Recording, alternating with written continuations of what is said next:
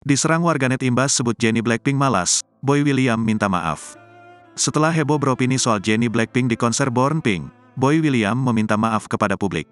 Boy menegaskan tak bermaksud merendahkan Jennie Blackpink, dan dia meminta maaf karena candaannya membuat sebagian penggemar tersinggung.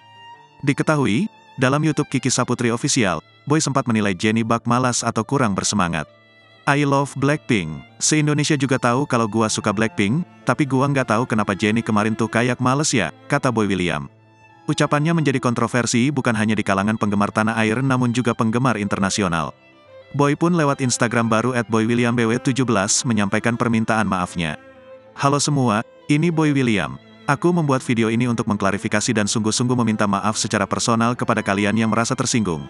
Tutur Boy William menggunakan bahasa Inggris, dikutip sosok ID pada Minggu, tanggal 19 Maret tahun 2023.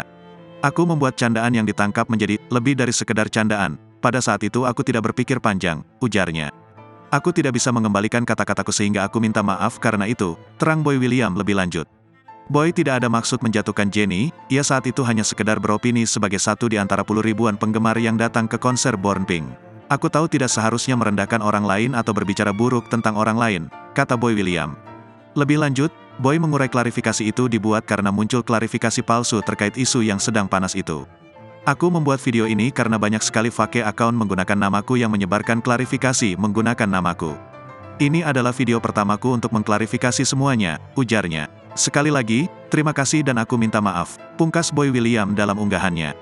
Sebelumnya, Kiki Saputri juga sempat menanggapi hujatan yang ditujukan kepadanya. Dalam komentar yang ia sematkan di YouTube-nya, Kiki Saputri menegaskan dirinya tak pernah membuli Jennie.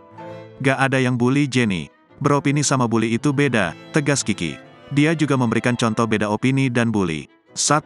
Hari ini performa Kiki kok kurang lucu ya? Kayaknya dia lagi capek. Iya ya kayak bocah belum makan 2 hari. 2. Si Kiki sok ngelucu banget padahal gak lucu. Mana mukanya jelek banget kayak monyet. Gimana adik-adik, udah paham belum bedanya beropini sama ngebully? Jadi yang suka ngebully siapa? Saya atau kalian?